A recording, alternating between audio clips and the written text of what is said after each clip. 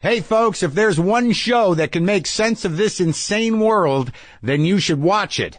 But since there's not, you should watch The Daily Show with Trevor Noah. When the state of the world is bringing you down lower than Mitch McConnell's neck skin, let Trevor Noah and the world's fakest news team bring you back up again. It's like the news, but funny on purpose. Weeknights at 11, 10 Central, only on Comedy Central. Also, folks, a dream is just a great idea that doesn't have a website yet. Make it a reality with Squarespace. Squarespace makes it easy to turn your idea into a unique website, create a blog or publish content, even sell products and services of all kinds in just a few clicks. With 24/7 award-winning customer support, you can customize everything using beautiful templates created by world-class designers. And there's nothing to install, patch, or upgrade ever. Head to squarespace.com for a free trial, and when you're ready to launch, use the offer code WTF to save 10% off your first purchase of a website or domain. All right? Do that. Can you dig it? Can you dig it? Lock the gate!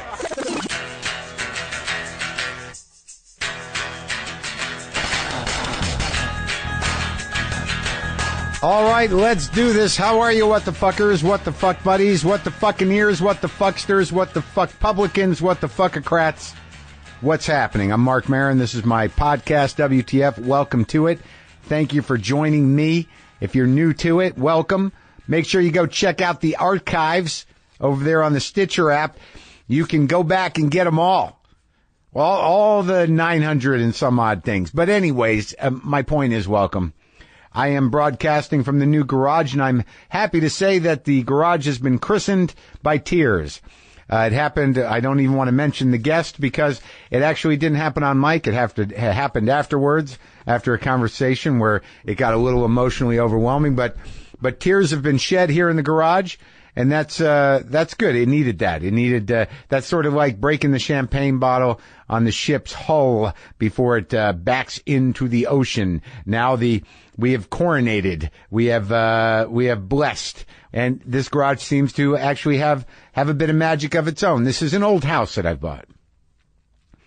And old houses tend to have magic if they've been around a while. I'm not going to say there's a ghost in the house, but there might be. There might be. Things have been moved, things have fallen down and broken. So as long as I can breathe properly, and no weird chasms to strange worlds open in the house, I think I'm okay with the ghost. Maybe we can negotiate some sort of way of living together. This house was built in 1908, folks. 1908, and it's still solid, still beautiful. Getting a lot of emails. You know what? Let me first tell you that Bill Simmons is on the show today. Bill Simmons, a podcaster, a writer. You can get all his stuff at theringer.com. He had me on his show. Now I'm having him on mine. We were often mentioned together in articles about podcasting at the beginning. We're very different. We have different focuses. You know, he respects me. I respect him. For me, a guy who knows nothing about sports but understands the passion. Understands it.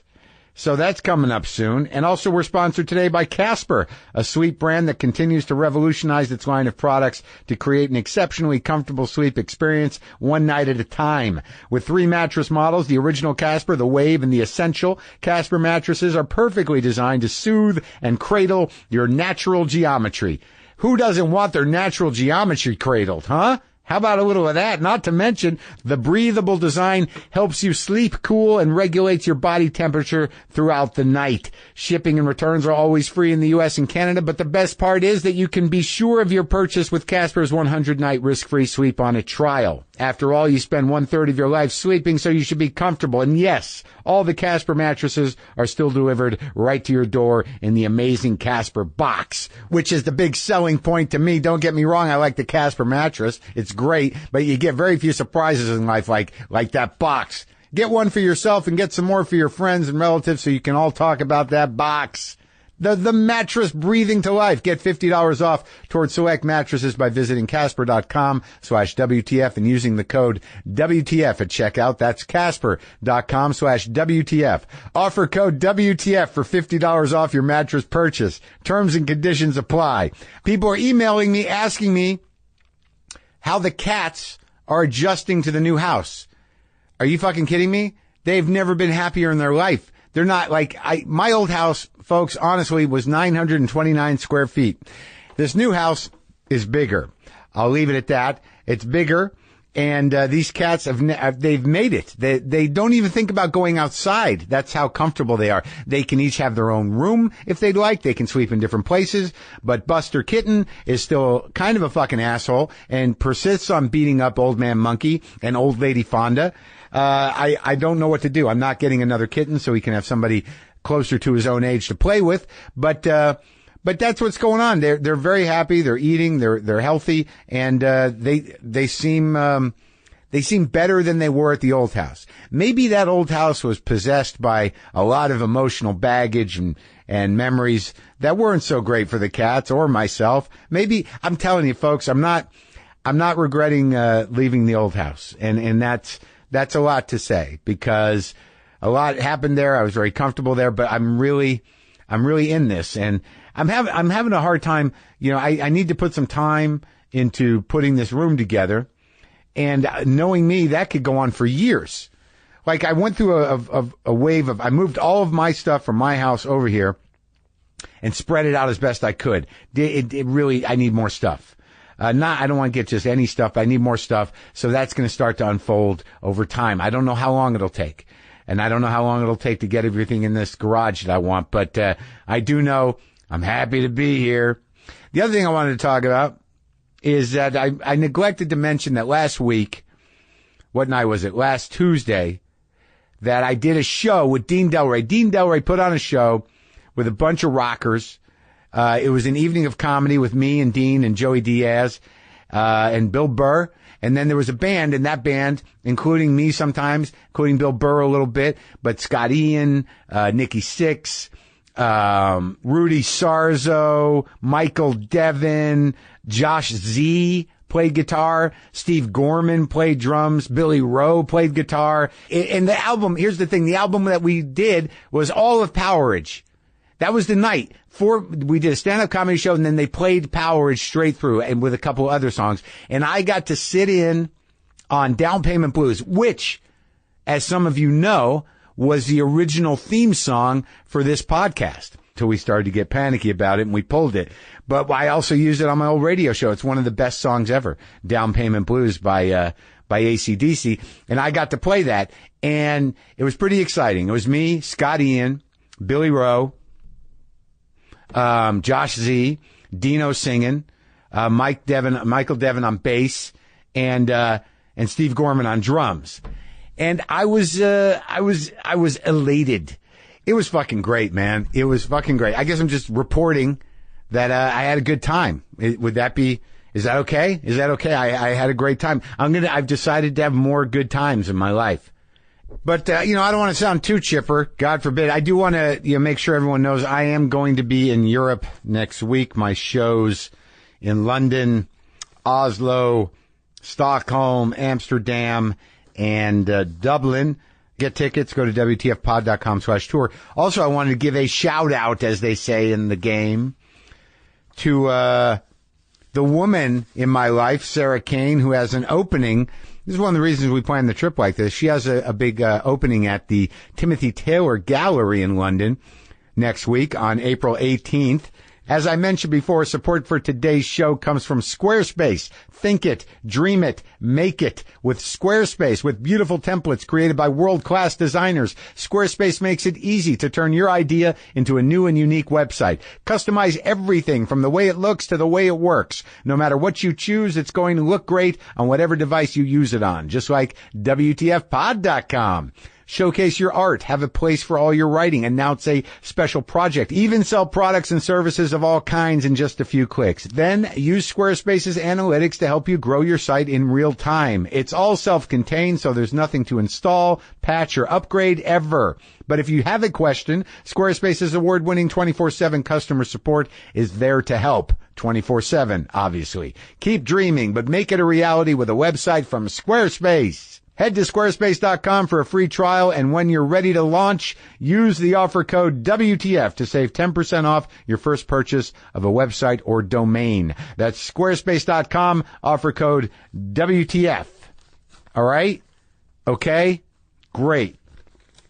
So now it's my pleasure to share a conversation I had with Bill Simmons.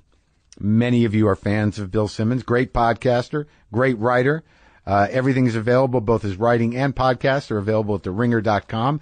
And also the documentary Andre the Giant premieres on HBO tomorrow, April 10th at 10 p.m.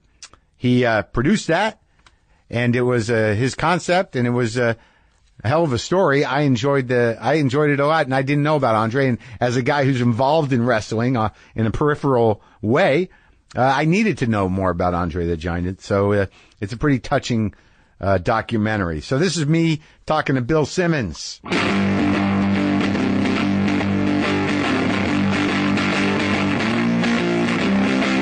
I don't really do podcasts. Turn it so face. That's good. Yeah, okay. That's better. Can you see me all right? Yeah. You don't really do podcasts? I don't.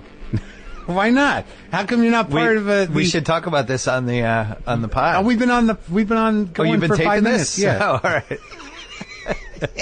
I don't know how you do it, but that's how I do it. didn't know we started. Yeah. Well, I just turned it on. You never know what's going to come up.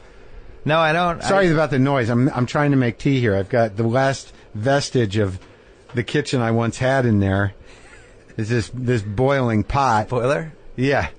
The cool thing about this garage is it feels like I could be in any state in America. Yeah, we could easily be in Minnesota, like on some no doubt ice fishing lake or something. Sure, man. If that's what it takes if you need to picture that to make this feel more comfortable. Being a UFO. Free. Yeah, we could be anywhere. It is a classic sort of a type of. I'm wary to call it a man cave, but it is a type of sort of a post hippie man cave. I am since you were in my office. I'm really happy with my poster game. I did some poster upgrades. Oh, I'm really happy with how the symmetry of how they're arranged. I'm What'd you just get? really proud of it. What'd you got get? A couple good ones. Yeah, an old Springsteen, 1975 Capitol Records. Are you a big Springsteen guy? I really was. Did we talk about that? On yours? We didn't talk about a lot of stuff. We have a lot left on the. But did you listen to my Springsteen? Did you listen to my? I did. And how was that as a Springsteen fan for you?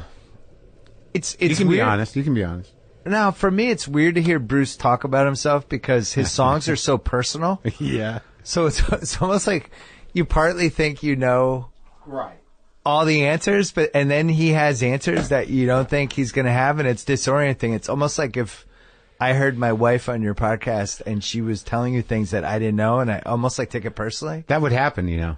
It probably would. She's very excited that I came here. It's happened with other people before, like brothers of people, spouses of people. Oh, yeah. People who have known people for 30 years. Like, I didn't know that. Yeah. Because there are weird little details about your life that even if it's your spouse, I mean, how's it going to come up? He's very transparent, and like Bruce, the 3 album box set or whatever it was that came out in the mid '80s. Yeah, I like that one. And it's got a couple of those stories that he tells. He's like, right. When I was growing up, my dad. Yeah. And basically the theme of everyone is his dad hated him. But then it would take a car accident or him not getting into Vietnam for his dad to actually realize that he's okay for 5 minutes. Yeah. And you just feel like crushed for the guy. Well, yeah, what struck me about him was just like how hard he is on himself. Yeah. And how dark it kind of got. And I'm not a fanatic for him, but I felt like I look back at it as one of the great events of my podcast. Oh yeah, going out there, sure it was, and just being around him. But I'm not like a guy I've never seen him live. Really, I've never been fanatic, but that helps. You know what I mean? And I read part of the book, but like when you're around him, you're like, there's a weight to him. You know, it's real. He was the second concert I ever went to. Yeah. And the first one I went to was Bob Seger, who also was long. Oh, yeah. That was 1980. Yeah. And the second one was Bruce, and he kept playing encores. For 4 hours? It was the stereotype, but it really was the case of like, we were at like the 3.5 hour mark, and he's like coming out again. Where'd you see him? It was in Hartford. I think it was the Hartford Civic Center. Yeah. And the crowd was like, oh my God. All right, 2 more. All right. He was outlasted the crowd. He wore out the crowd. It was pretty great. So I watched the Andre the Giant thing last night. You did? They sent it to you? Yeah. Oh, cool. I watched it. So let me understand something. Yeah. Because being not as sports oriented at all, I think you probably are responsible in some way for sportscasters and sports radio now to be more broad based. I think that you because of what you've done. Like now if you're on the road or something and they're sending you to a radio show, they're like, it's sports, but I don't talk about sports. I think that's your fault. I'll take it. I'll take it as a compliment. Well, you kind of reconfigured what a sports guy can do in a public medium. Because I've done a lot of sports. Because you walk in, you're like, they look like sports guys, but they're like, hey, what's up? Let's just talk about whatever. Right. I don't think that happened before you. No, I came at a really weird time. It was very early on in the internet. I mean, super early. Well, I know, but that's like that, like. And it was just the way they wrote and talked about sports, it was one way. It was like everybody had their two newspapers or their one newspaper in their local town. Yeah. USA Today. Right. And then sports radio was just starting to really come into its own, but not really. But that was it. Everybody did the same way. Right. It just complete, like, shop talk. Yeah, my whole thing was, I was on my own for 4 years just writing for this site that I had created and trying to figure out what worked and didn't work. When you were on AOL? When I was in Boston, yeah. Well, let's go back. Then I wanted to start with Andre because, it was an interesting choice because I know you sort of masterminded the 30 and 30 on ESPN. 30, yeah. And that, like, I have to assume that you were gone by the time they did OJ Made in America, right? I was in there for the early stages of it, actually. Because that seems to be the sort of like what you were headed towards. Yeah, and we knew it at the time. We felt like after we had done volume 2 and gotten that going, and I remember the guy that I created with Connor Shaw, we're driving back. We were at some $1 million arm of some screening. But you're still working at ESPN. This was like 2013. That's when he started making the OJ doc? That was when we were thinking about it. Oh. And the big thing for us was we had hit this point with 30 for 30 where everybody just liked it. Yeah. And it wasn't always great. Yeah. And you kind of know that. And people, another great one. And we're like, that was like a B-. Like, oh, really? And so some of them didn't work in your mind? No, it's like anything else. You have some great ones, you have some good ones, and you have some. But the premise was you would do sports like real documentaries and use real filmmakers. You use real filmmakers, but more importantly, concentrate on stuff that had happened in the last like 25, 30 years. Uh-huh. That was the big inefficiency when we launched it, which was HBO's doing Joe Louis and Vince Lombardi and all these old guys. And it was like, we want to do the Fab Five. Mm-hmm. And, but by the time the OJ thing, we started. You got to move it all up to date because you're almost an old guy. Yeah. Well, it's funny is we had wanted to do OJ in the first series and it was still too close. And it was like you can't do that story in an hour.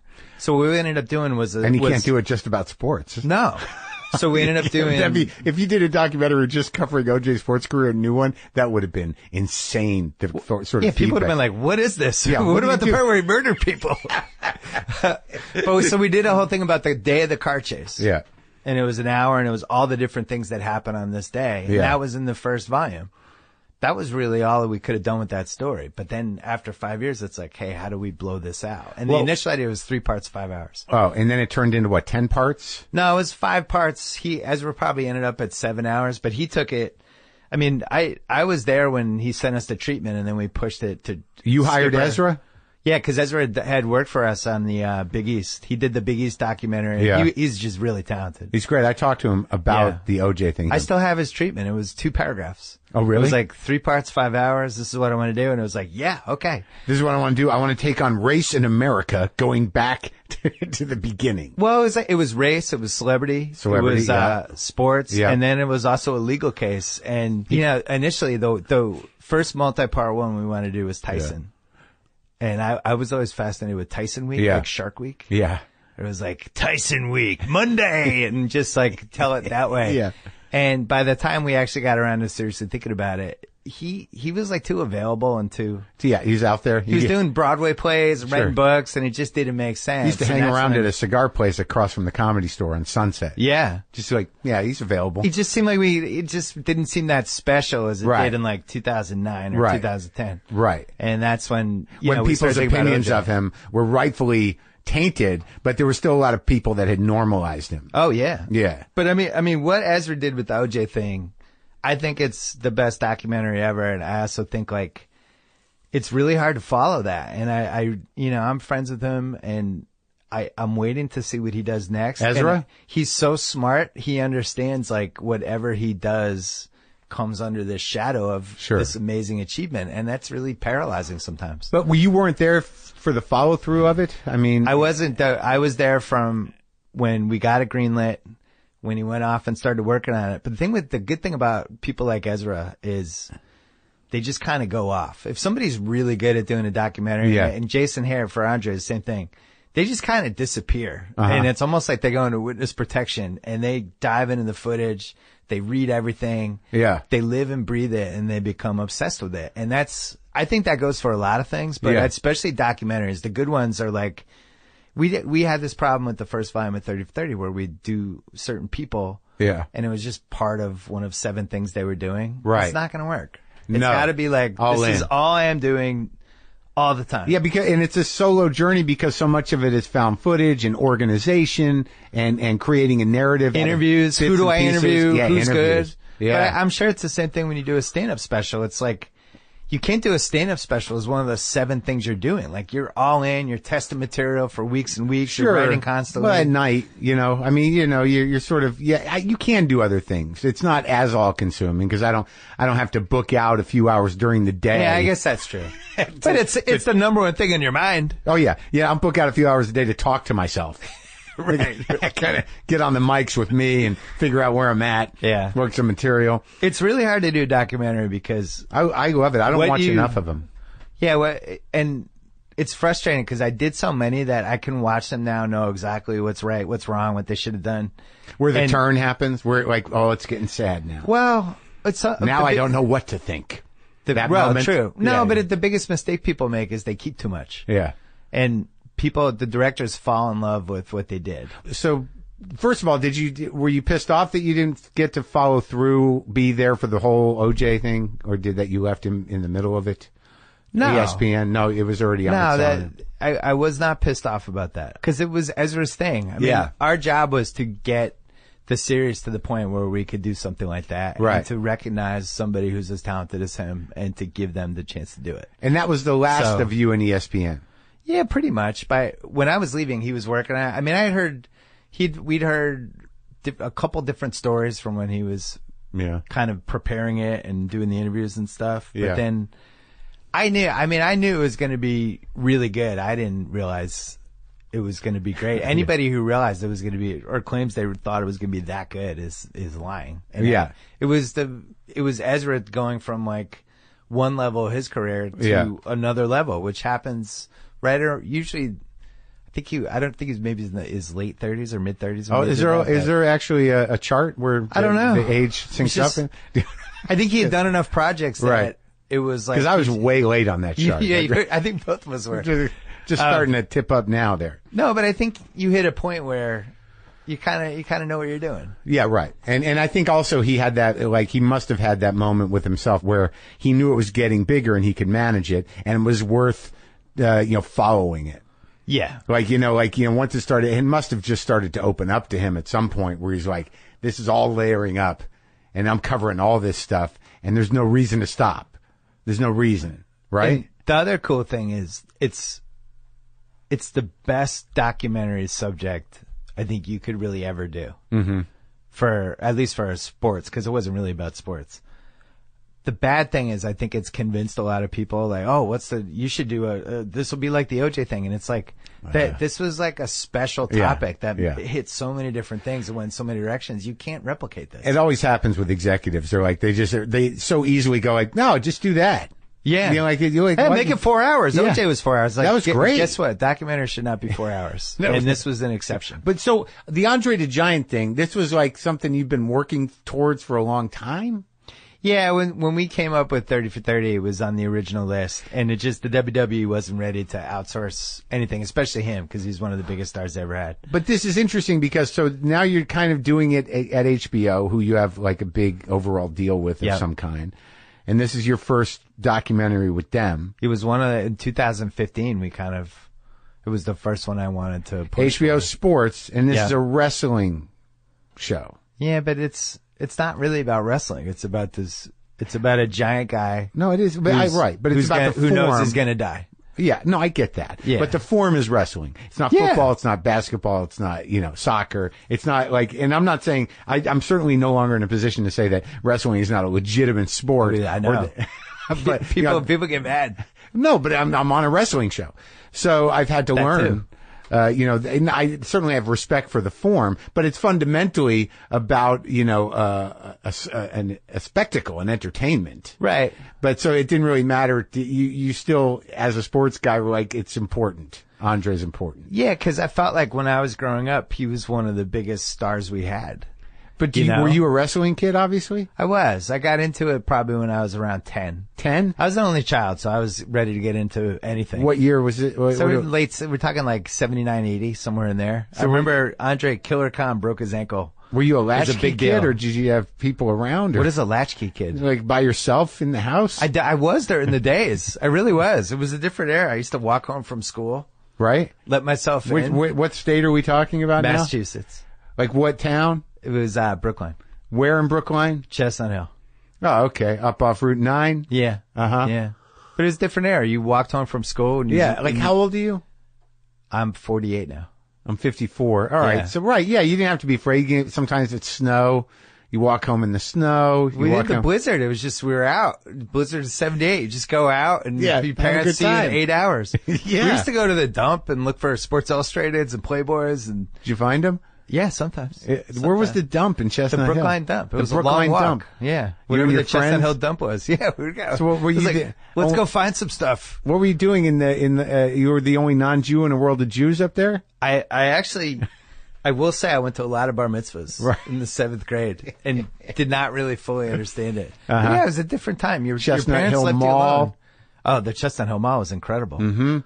They had a toy and hobby. They sold the hockey cards and the basketball cards. Oh, that was your place? Yeah. My best friend Reese, I've written about this. We used to steal change from the fountain to buy cards. Oh, really? So we would hold each other in. I think I was taller than him, so he would hold me and we'd reach in and grab quarters. Uh-huh. And then go buy hockey cards.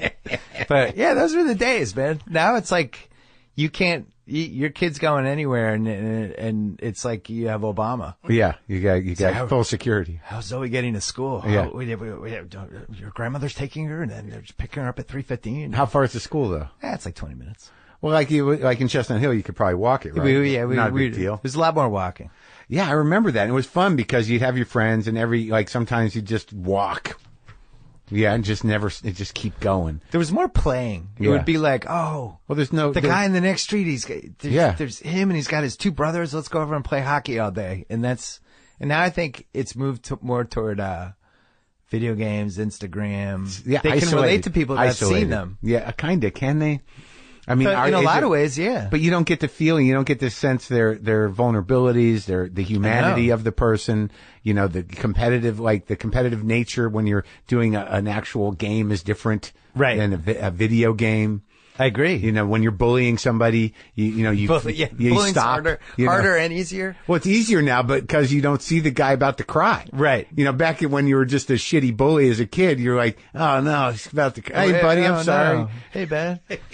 Yeah, the Instagram. I was a bully and I've been bullied. I wanted to say I've done both sides. I think everybody's been on both sides of it. The Instagram, that whole world is really, I have a 12-year-old daughter, a 10-year-old son. So watching how they interact, and fortunately my kids both have people skills, but just the little games with Instagram is really crazy. I have no idea. I'm not like with kids.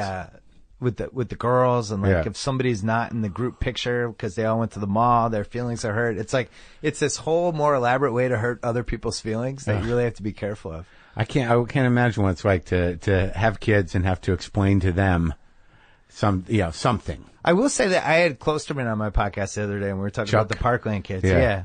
And how sophisticated they are. Yeah, very. They're kind of children of social media who are actually the first ones that understand how to harness its powers and, mobilize. And also want to do that. Organize. Yeah. I don't know. Yeah, it's kind of fascinating because this assumption that millennials are just these useless, self-involved They're not. idiots. They're really smart. I have a lot of them that work for me. They work really hard and they're really smart, and they're just different than the generation that came before them. But your generation was different than your parents, and mine was, this is what happens. Right. But the fact that they they organized in real time with each other to do something politically relevant. It was sort of like, oh, maybe there is hope. There's this glimmer that maybe there is hope. And also the way they handle trolling and stuff, where it's the first generation, somebody comes at them and they'll just cut the person's knees off, almost like a comic at the comedy store with a heckler, like, oh, you're going to heckle me? Yeah. Boom. And they raise the stakes. Yeah. Yeah. I can't handle the trolling. I'm too sensitive for it. Like, I really am. Like, I really like, if I'm So you get heckled even now, and it's heckling's different. If I'm on stage, I can eviscerate somebody. Yeah. But like just the sort of anonymous nobody, on Twitter, taking, just because you can't really defend yourself because you're going to get into a clusterfuck. Right. That it's not. They've already won just by you reading it. Yeah. Yeah. As soon as you respond, it's over. But in a club, you get a laugh or you just knock them out. It's easy. It's different dynamic. Yeah. So how long does it take to learn how to cut their knees out? Some guys don't do it at all. Some guys don't, it's not important to them to sort of nurture that skill. I think it's important. I did it innately because crowd work is fun. It can be funny, and you have to be able to defend yourself. But some comics are like, God, they won't engage with it. I'm always amazed, and it's something like, obviously I worked with Kimmel a long time ago. He can handle himself. When we were launching the show, and he could, but it took him, I don't know how many years in Act 1 to learn what to do when a joke didn't work.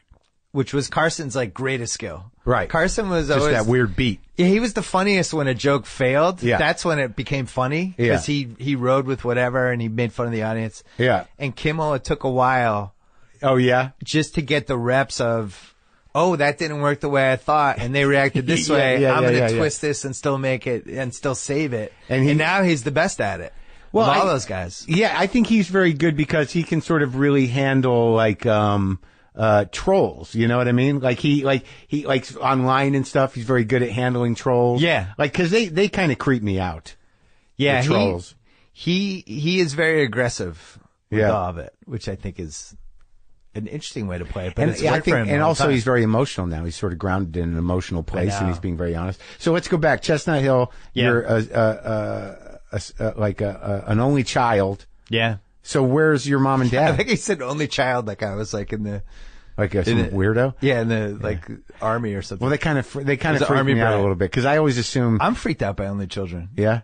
Well, I always assume that and I'm always proven wrong that there's an inordinate amount of pressure on the only child, in a sort of subverted way from the parents because you're the only shot they have. Yeah, I think that's part of it, and I think there's a little narcissism that kicks in because kind of the world revolves around you to some degree. Yeah, and I just watch what my daughter and my son watching them interact. I think it's so important that you kind of learn. You have to learn. It sounds like a cliche, but you learn how to share. Yeah, you learn how to get your feelings hurt. Yeah, they're super mean to each other, and then it's fine, and you develop kind of a thick skin. And you didn't.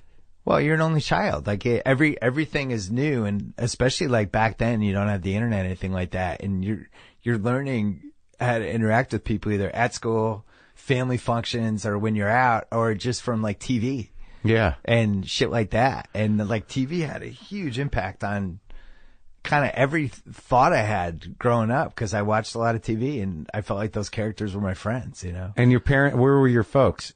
My parents, they got divorced when I was 9, and eventually, 2 years later, my mom moved to Connecticut. Yeah. So I lived with my dad for a couple more years. What'd he do? It was Kramer versus Kramer. Oh. He worked in a school system. He eventually became a superintendent for a long time. Oh, yeah? So. Main guy? Overseeing the whole system? Yeah. Massachusetts? Superintendent. Was he? Not just an intendant, a superintendent. Was he a Massachusetts guy? Yeah, he was. Did he talk like one? He's been there almost 50 years now. Yeah, it's funny. He's got this. He can't say certain letters anymore, which is a Boston thing. L's and R's are really tough. It's just the L's are gone. We've had, the Portland has this guy, Damian Lillard, and my dad won't even try to say his name. He just calls him Dame. The guy in Portland, Dame. Yeah. Lillard's no chance. Both your folks are around still? Yeah. That's nice. Yeah. So, all right. So you're in Massachusetts for a little while, and then your mom takes you to Connecticut. How old are you? Yeah. So I go there in 8th grade, which was tough. Going back and forth every other weekend to see my dad in Boston. On the train? Going back. Yeah. By yourself? The Amtrak. Yep. So you could do that. By the New York Post. Yeah. Have a book. Yeah. I'd get some roast beef sub, take the train, and I'd try to get there in time for whatever the Friday night Celtic game was, because Larry Bird was playing back then. So we had season tickets. So I was like, a lot of it was like, oh yeah, I'll go back this weekend. Then Friday game, Sunday game, I'll get to see 2 games. And then eventually I was able to drive when, back then it was 16. What is it now? I don't know. I was at 15 in New Mexico. It was 15. So when I got my license, I could just zoom back and forth and go back for games. From Hartford to... It was Stanford. 2.5 hours? See, Stanford? 2.5, which I always tried to make in 2 and probably should have died. Yeah? At some point. Yeah, I drove those roads so much. I miss New England. Man. The Merit was like pole. Yeah. Remember that video game pole position? It was hugging the turns. Oh, yeah, because that was the quickest way. Yeah. So, all right, so you're running back and forth, you're taking the train by yourself, and then, so it's all sports with you all the time? Yeah, I love to write, so I was always, I love sports, and I like to write, and eventually it just kind of collided when I was in college. Yeah, you started I had a column the senior year, the last year I was in high school. I went to Holy Cross in Worcester. Worcester. Is that a good school? Their mascot. It is a good school. But when I went there, it was very sports heavy, and they still had, they were kind of weeding out the scholarships as I was there. But when I was there, it was very sports, and there was like a lot of the guys there were guys who were good in high school, and there was a big intramural scene. Yeah. It was just different than. Why that school? You applied to that? You got a scholarship? My dad went there. Oh, he did? Yeah. So you were a legacy? My dad and 2 uncles. Uh-huh. And, I really wanted to go to Georgetown. I didn't get in. Oh. Yeah. So this is the one you got in. Every time I hire somebody from Georgetown, I always get excited. I'm like, I hired a Georgetown person.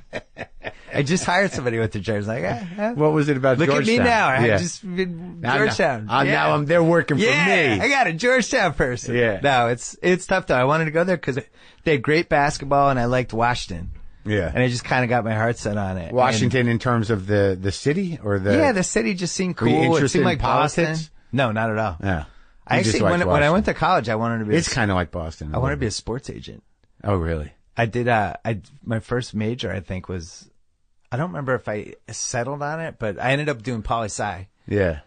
Yeah, that was my first one. Did you? So you didn't do well in high school? You did all right. Not good enough I was to one get of those into like high Georgetown. SATs, but didn't have good study habits person. Yeah. Smart, but not motivated. Did you get the teachers tell your parents that? Yeah, he's a gifted writer. I just wish he worked harder. Yeah. There's a lot of that.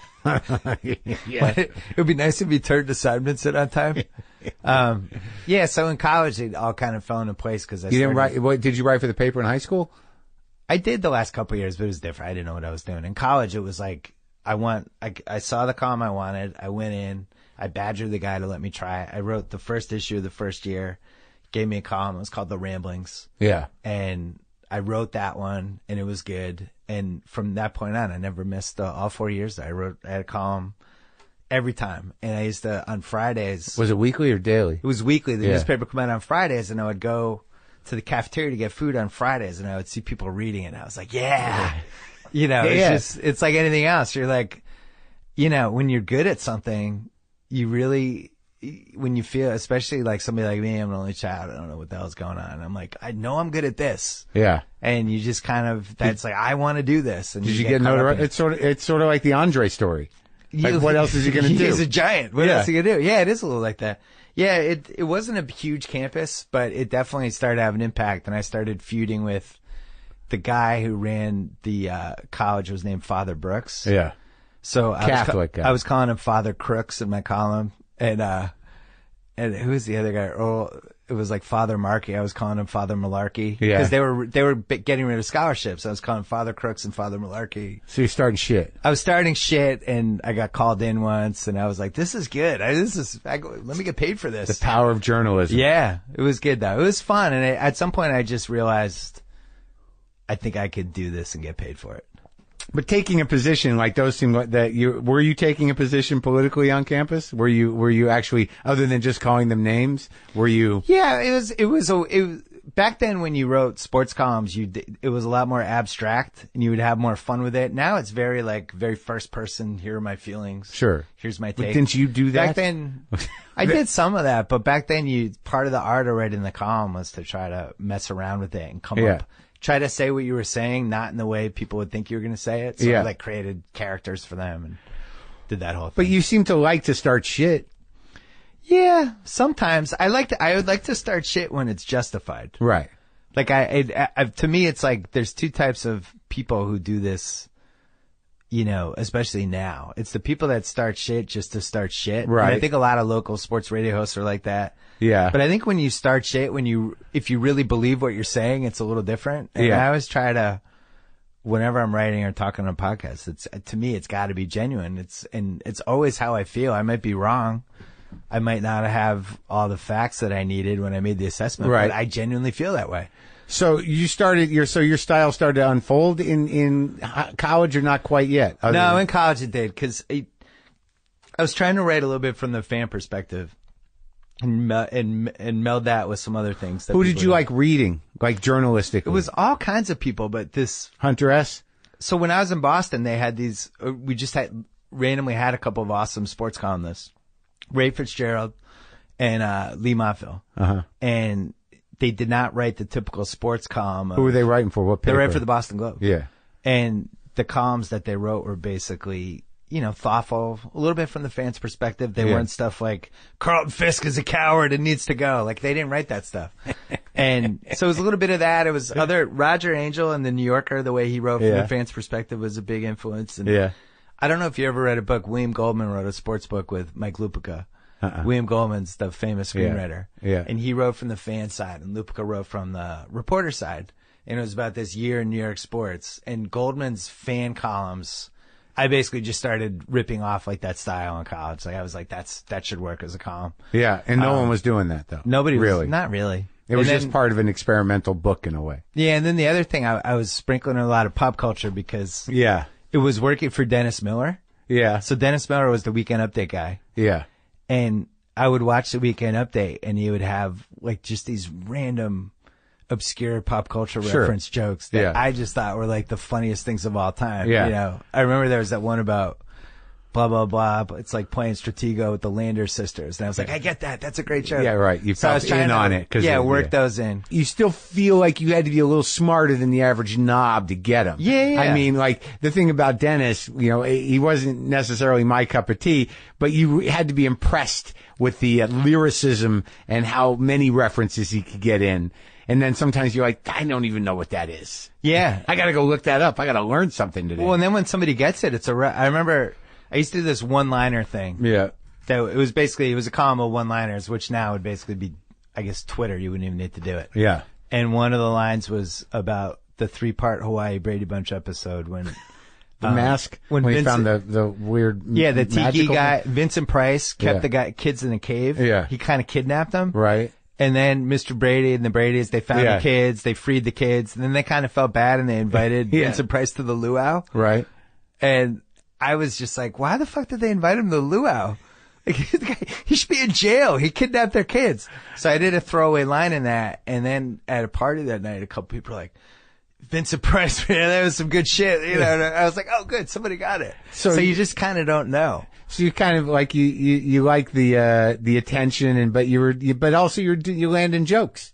Yeah. You don't know what's working because the stuff that really landed was the actual columns, and like if you took a take on something and you read about Mike Tyson or the what Holy Cross was doing in their sports or whatever. But the little throwaway lines, I always noticed people would mention those. And then when I finally the grabbers, and then when I finally had my own website a few years later, I started one of the things I knew I wanted to do was a mailbag, which I hadn't really seen done successfully as a sports column. So, and it was completely 100% ripped off from viewer mail. But it was email at that time. Yeah, it was like at the very beginning. It was like send me, early email. I was writing for an AOL only site, and it was, you know, here's my AOL address. Send me an email. I might answer it in my mailbag. Right. But it was ripped off from Letterman. Sure, but Letterman didn't invent that. No. Yeah. But I grew up as a kid in the 80s. I revered Letterman and sent him viewer mail things and watched every Thursday night hoping he would pick mine. Did he ever pick one? Never did.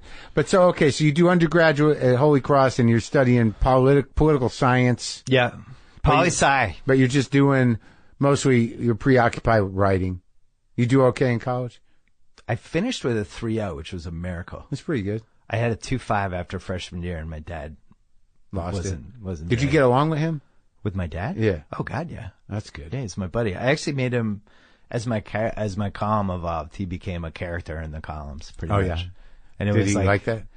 I think he did actually. Yeah. I think he kind of enjoys it now, especially because he's retired. I have him on my podcast sometimes. Yeah. He's like stereotypical old, crusty Boston fan who's like strangely hopeful but upset about stuff. And Yeah. So- I have my dad on too, but it doesn't always go. It depends where he's at emotionally. It's tough because you're always going to enjoy your parents more than anybody else is going to. Yeah, because my parents are genuinely, as endearing as they are, they're a bit disturbing. Well, that's what the one I want to have on is my mom, and she Yeah. refuses to come on because her pop culture choices. Oh yeah, Her favorite movie ever is Sex, Lies, and Videotape, which is that's a weird Isn't one. that weird? My mom's super weird. That's pretty good though. Yeah, my mom's got a lot of weird hobbies. It's like and Soderbergh's first movie. I know. And It's- she's just like, it's the best. But she has a lot of takes, and she would be unbelievable on a podcast, but knows it and refuses to come on. Like what She's other kind of stuff? my great white whale right now.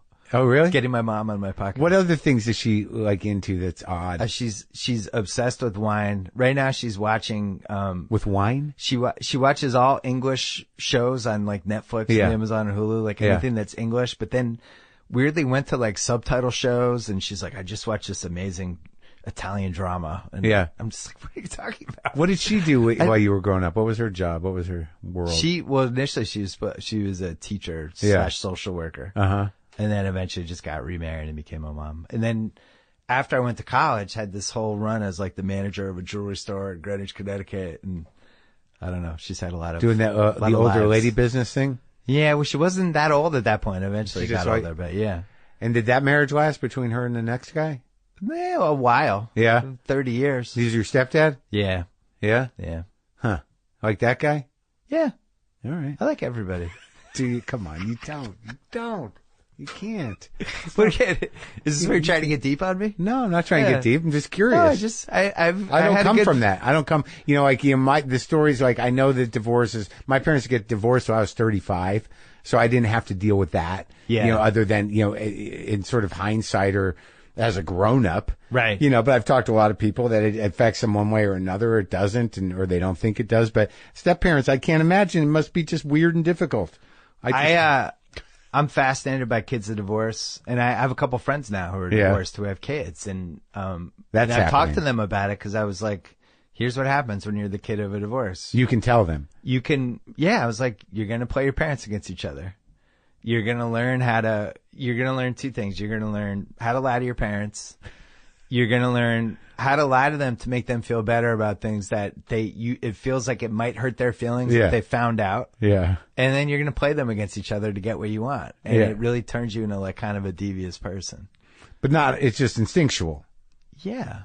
Well, it's weird to become, especially if you're an only child, you're like in the power seat. Yeah. Yeah, of course. Which is It's all ridiculous. about you. I was like 9 when my parents got divorced. Yeah. But, divorce, depending on when somebody gets, how old you are when your parents get divorced, I think it hits people different ways. But I would say between 9 and 10 is probably the single worst age. And does this advice help your friends, are you finding? A little bit. But Little bit. I just can't imagine that, like, when the next guy comes in. Like, I just can't, like, because you're already, how old were you? That's 12, the thing. 13? What I've learned looking back is that being a step parent is the most thankless job there is. It's got to be the It's worst. just brutal. You're dealing with all the shitty parts of having a kid, but they don't look like you and they're not half of your DNA. And he didn't have kids? No, he didn't. Oh, my God. And then the kid, like, it's got to hate you right out of the gate. Yeah, it's tough. Yeah. It's tough, but it's fine. I had a really good experience. I think a lot of people probably could not say the same. Yeah, the competitive element of it, or like, whatever. Ugh, Or like it ends up being like, did you ever see the movie This Boy's Life with Leo and De Niro? Yeah. You end up like with the De Niro the worst. stepdad, like just hitting you with a belt. And, the I mean, worst. that's your worst case scenario, but Yeah, where the mother enables it because. yeah, and the for mother's what- like, I'm just so happy to be married again, do whatever. Fucking nightmare. So Yeah. you didn't have to live through that. No. Oh, I good. didn't. No, not at all. So, all right. So you went to graduate school I did. for journalism? I did. I wanted to.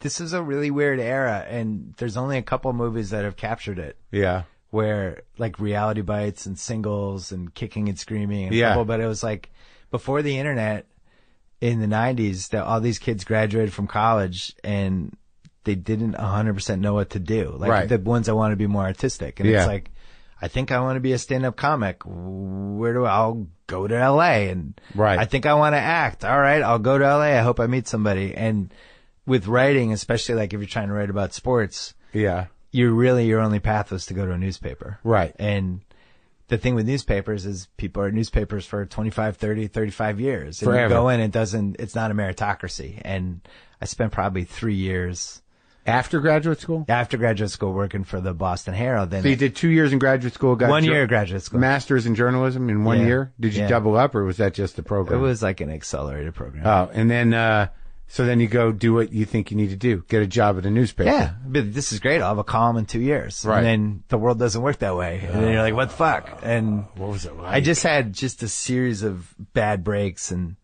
what was it like going in with the old guys? Did you have heroes there at the time? I did Herald? not at that newspaper. The Globe had a couple that I probably would have liked more, but you didn't like them.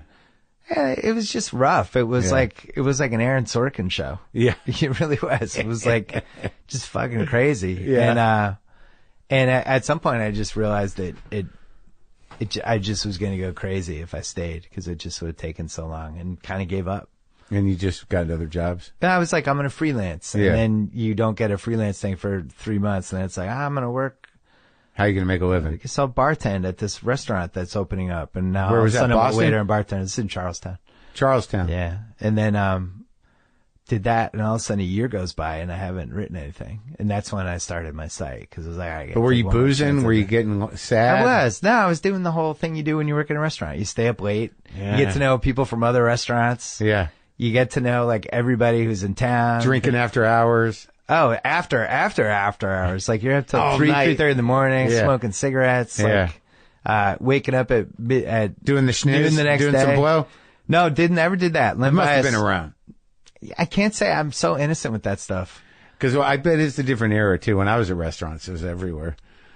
It's just like the crazy chefs. It probably was, but yeah. people knew that I was still traumatized from lead bias, so maybe nobody did offer it for me. But I gotta say though, it was a great year. Yeah. And I feel like everybody should work in a restaurant in their 20s for a year. Yeah. It should be almost like going to grad school. Was it like a home-owned restaurant, not a chain restaurant? Like it was like it was this restaurant. It had this probably 16-seat bar in the front. Yeah. And regulars? Yeah, it was like neighborhood regulars. Yeah.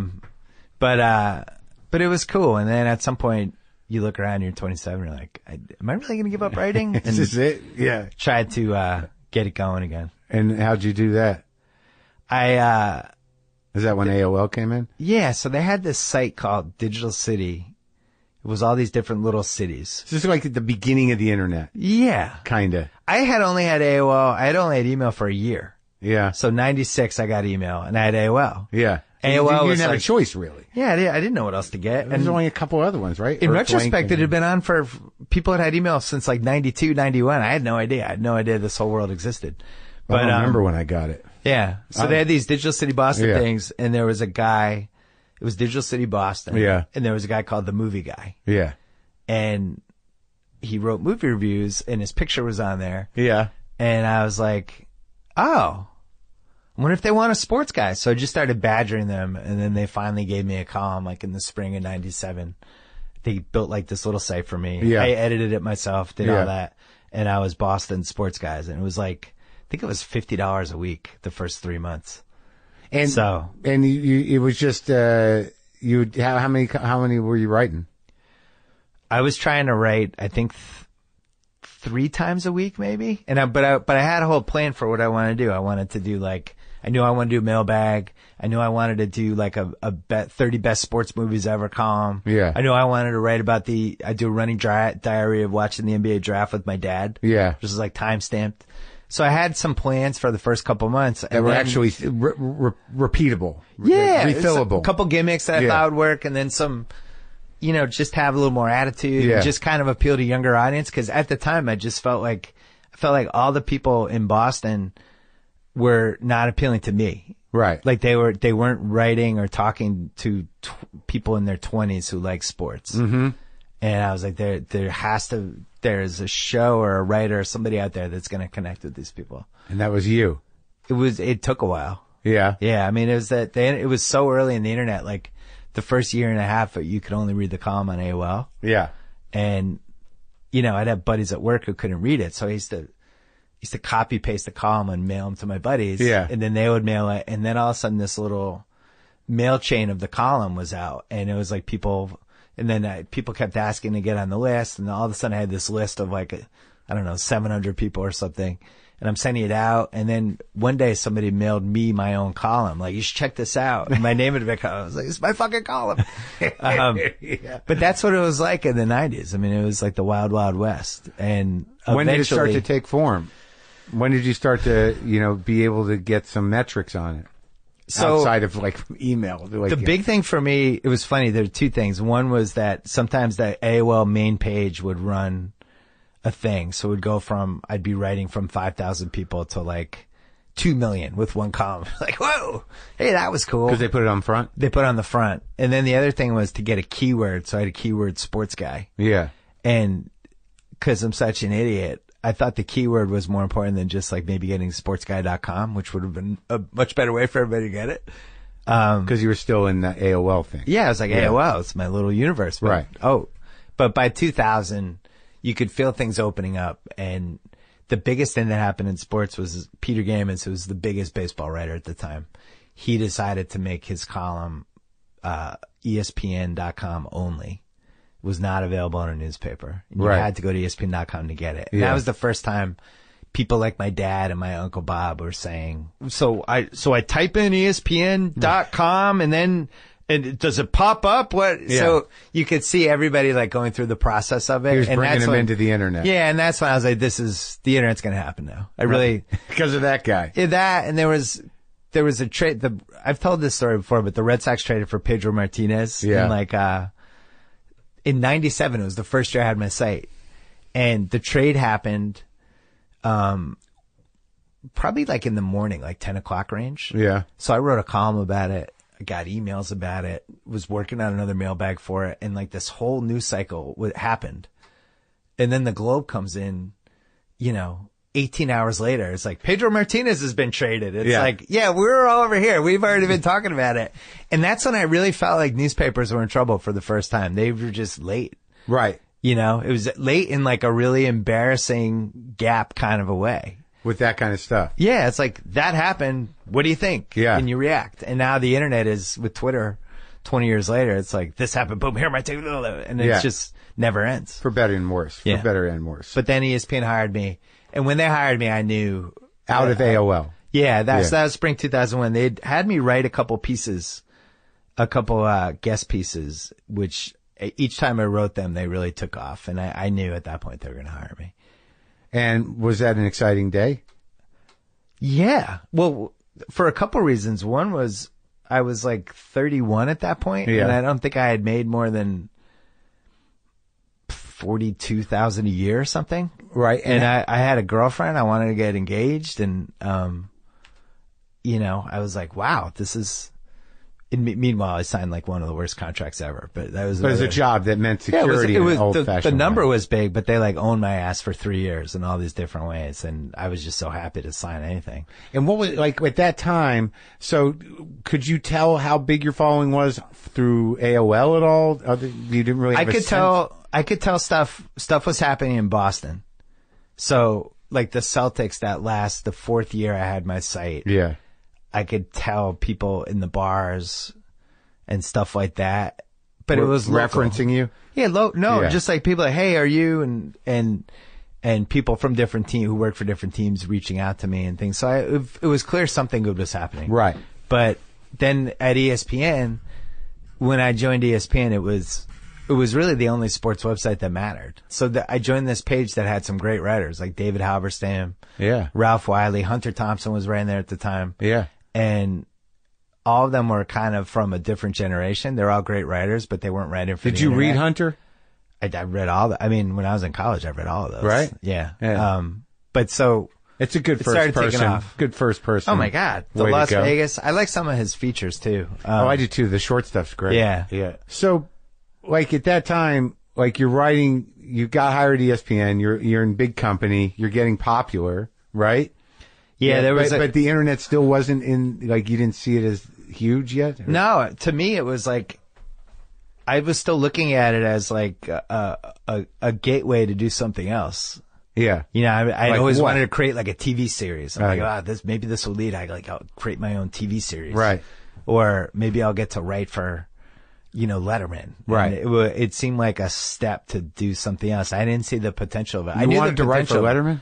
I wanted, it didn't seem stable. Like in 2000, 2001, you tell people you wrote for the internet and they were always confused by it. They were like, you write for the internet? Do you get paid? And they're asking those questions now. Yeah, I think they come still full are. circle. Yeah. But I think, I don't know. It just didn't seem like the greatest bet. Well, how'd the relationship with Kimmel unfold? Cause I wrote about him. He did this roast. Yeah. He did this Shaq roast. And he was really funny. And I did a column about the Shaq roast and I wrote something nice about him in it. And then he emailed me and we started talking and we became friends. And did he read your column? Yeah, he read it and, but I mean, like all the columns, not just the one about him. Yeah, yeah. He had been reading my column for a few months and then I mentioned him in the column. He's like, oh, I'm emailing this guy. Yeah. And, so we became friendly and we started talking.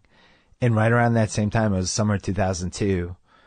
All of a sudden, ABC was courting him to do that show. Yeah. And he's like, I'm going to tell you something you can't tell anybody. And I'm like, who the hell am I going to tell? I live in Boston. Yeah. He's like, I think I might have a chance to get this late night show on ABC. Yeah. And I want you to move out to LA and write for it. And at that point, I'd been on the East Coast my whole life and just, he flew me and my wife out. We went out. And, did you marry the girl that you were engaged to? Yeah. Well, she was a little worried about LA because she was East Coast too. And where's she from? She's from New York. Yeah. But, we get there and there's this big feast. He's throwing this charity feast for like the Italian thing. Yeah. And we go and it's like, I'd already met his executive producer and we go and we show up. My wife has her little concerns about LA and there's one of those big slides that they have at like carnivals. Yeah. And going down the slide is the guy who's going to executive produce the show and 3 of the juggies from the Man Show. Yeah. And they're like, hey! And at that point, I was like, I'm done. I know she saw that and she's never going to want to move here. But we moved there and it was great. I haven't left since. So, but you didn't stay in television. Like, I mean. No, I didn't. I worked for him for 18 months. And what was is your decision to stop? Yeah. I really loved it. I love being part of a show. I loved all the people that worked for it. I loved like launching something. Right. Like I thought I really believed in Jimmy. Like I really genuinely felt like he was special. Yeah. And I felt like he had a chance to do a special show. Right. And I was a child of Letterman and he was too. And I just felt like it'd be so cool to help launch a show that becomes something. He's really gotten very good. And he really has. And the first, I don't know, we probably like about 9 months in, we did this thing with Mike Tyson. Yeah. Where we flew pigeons with him with Jimmy's Uncle Frank. And I was the writer assigned to the show and the guy supposed to edit it. Yeah. And we were on this roof in Harlem and I just felt like I would have rather written about it than done a TV segment. Right. Right. And from that point on, I was like, I just felt like I had unfinished business with the comm and the internet was getting bigger. And I was like, I'm writing for somebody and I'm getting like 2 jokes on a night or 1 joke or a couple ideas. And meanwhile, like I could be the lead of this website and really maybe have an impact. And so wait, they'd offered you what? They were trying to get me to come back from probably about a year in with Jimmy. But we talked. I talked to him about 5 or 6 months and I was telling him, how I was feeling about everything. And we had like a really good, he's just a really good friend of mine. And we saw both sides. I didn't want to leave the show yet, but I also felt like I was missing out on this thing that I could see. The internet. Yeah, the internet and also like having impact on it. I think most people's reaction was, why the fuck did you leave what you had? You had like the best gig in sports. And you just got a sense or you just saw it from the momentum of how many people were paying attention it was more a sense of watching what was going on the internet and feeling like people weren't writing the stuff I would write. I just assumed when I left, like just other people would fill whatever void I could see, just everywhere. Yeah. But it really felt like I was like, I could really have an impact. Right. I think if I come back, I think I'd put more thought in the column. It's also hard to, when you go from like you're absolutely nothing, doing nothing, to all of a sudden you're building a huge fan base. Like it freaks you out a little bit. Yeah. And you start like second guessing everything, and you're getting really criticized for the first time. And, it was a lot to deal with. Like just what's happening. I went from, I'm the same guy, I'm living in the same apartment I was before, but now people in like Australia are reading my column. Like, what the fuck is going on? Yeah. You liked it. I liked it and I didn't like it. Yeah. I actually didn't. There were things I liked, there were things I didn't like. Uh-huh. So. Well, why were you like rumored to be so difficult at ESPN? I don't know. I'm sure I was you? in the early years. I think I was. In what way? How does that manifest itself? Being immature. But wait, was it pushback against authority or what? Yeah, it was a lot of stuff. I was very concerned they were going to fuck with my column. And for the first 6 months, they did. How? They really did. They took jokes out. They took segments out. They just basically watered down the column just enough that the outside world couldn't totally notice, but I could. And it really bothered me. And it was just, I got in this mode of just leave me the fuck alone. Let me write this. Was it one guy? It was a bunch of guys. It was just the way they worked. I was nobody, and they're like, they're not going to change their rules for somebody. But what happened was my column started to take off in 2001. Yeah. And I didn't really know that, but they knew it. And all of a sudden I got enough leeway and all that stuff. But I would still battle with people. There's a million things I would do over again, especially now that I'm in a position of being a boss. Yeah. And I've been in that position all decade. And I look back, I'm like, God, I would have hated being the boss of that person from 2001. But, you just don't know any better. And then when I went back, I had a whole plan for what I was going to do in 2004. I had a really good year in 2004. And what happened? I knew what I was doing. When did Grantland happen? Grantland wasn't for another 2011. Oh, really? Yeah. And that was within ESPN? Yes. My contract was up at a time when I just had a lot of leverage. So at 2004, you caught on, and then you were just, solid, and you were making good money at ESPN. I caught on, but the internet caught on. Yeah. So the Red Sox, who hadn't won a World Series yet, they were taken off as, that whole season, that whole journey, what was happening. I was writing about them the whole season. And then by the time they started coming back against the Yankees, and I was at the games, I was writing about it. And it felt for the first time like whatever I was writing was like genuinely important, and people around the country were reading it. And it was the same thing like how I felt about the Boston Globe people 20 years ago. Right, yeah. And there was, I think after one game, I called the editor-in-chief, called me because I didn't want to write again. I was so burned out. I was up till like 5 a.m. writing pieces. And the editor-in-chief, John Papanek, he called me and he was like, you can't stop. You got to keep going. Like everybody is reading you right now. Like you got to keep it going. This is what you wanted. And he gave me like the sports movie speech. I'm like, yeah, everybody's reading. But I was so drained and tired. But it really was a rush. It was like, this is what I wanted my whole life, is to matter like this and to have people read my shit. And so that was just the beginning of the good run all the way through. It was fun. And I got to do a lot of good stuff. I had a couple contracts that come up, and each time I wanted to start figuring out how to use ESPN for all the potential it had. Yeah. It was the biggest sports model that existed, but they also had all these pieces to it. Like when I went back in 2004, one of the things I was supposed to do was write a baseball movie for them, which I did. Uh-huh. And it was about to get made. And then the guy who ran ESPN at the time was in an owner's booth with George Steinbrenner, who was a character in this baseball movie. Yeah. And he was like, we can't fuck with our partners. And they scrapped the baseball movie that I had spent like my whole summer writing. And, but at the same time, did you get paid for it extra? I got paid for it. Yeah. And I did this animated series that didn't work. But I was just trying stuff because I was like, this company's, is just there, and it has money and it has resources and it has reach. Yeah. And it's going to try to do movies and TV and all these different things. And like, this is cool. So when I re-signed with them in 2006, heading into 2007, part of it was like, I want to get more involved with, production? The entertainment side. They had this group called ESPN Original Entertainment. A couple months later, I sent them the memo for 30 for 30. Yeah. Which the name was in the title. The premise for the most part was there. And it was basically centered around HBO is this monopoly on sports documentaries. Why? Yeah. Why don't we have it? We're the worldwide leader. Why are we giving this up? Our documentaries, we're putting so many out. Nobody knows which ones are good, which ones aren't. They have to be under a brand so people know that it's a certain thing. And here's a gimmick we can use. I laid most of it out, and Skipper and Walsh, the people who run the company, both of them were like, this is great. Why don't you develop this? And my friend Connor Schell, who was like, now runs content for ESPN, but at the time was pretty low down on ESPN Films. I forwarded him the email and I was like, check this out. And he was like, this is cool. And he came up with the one wrinkle of, instead of 4 people doing it, how about what if we went outside and got all 30 filmmakers to do the 30?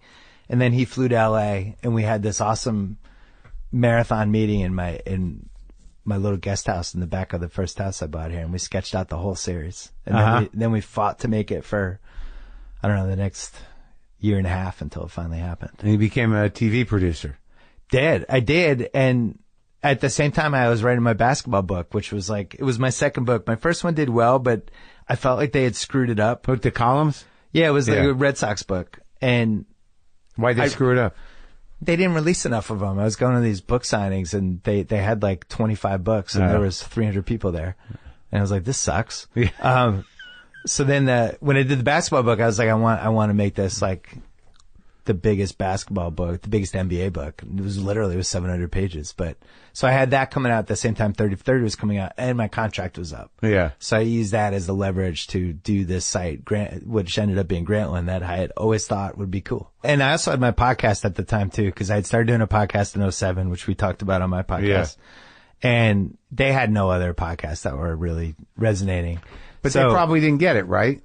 They knew something was happening with mine, because mine was getting a lot of people within like a year. But wasn't one of your problems was that they just couldn't figure out how to monetize it? They couldn't figure out how to monetize it, but they knew it was something and they knew it was a space they needed to be. So when I had that last contract, I was like their lead columnist. I had their lead podcast. I had 30 for 30, and I had this basketball book that had just hit #1. So they want to lose you. They didn't want to lose me. It was just the perfect lining up of events. But your fourth, you couldn't have foreshadowed it. It was just the way things. No, it was. You didn't have some master plan. No, but I will tell you though, when we knew that 30 for 30, when we found out when it was going to be, I really believed in it. I really thought it was going to be a thing. Yeah.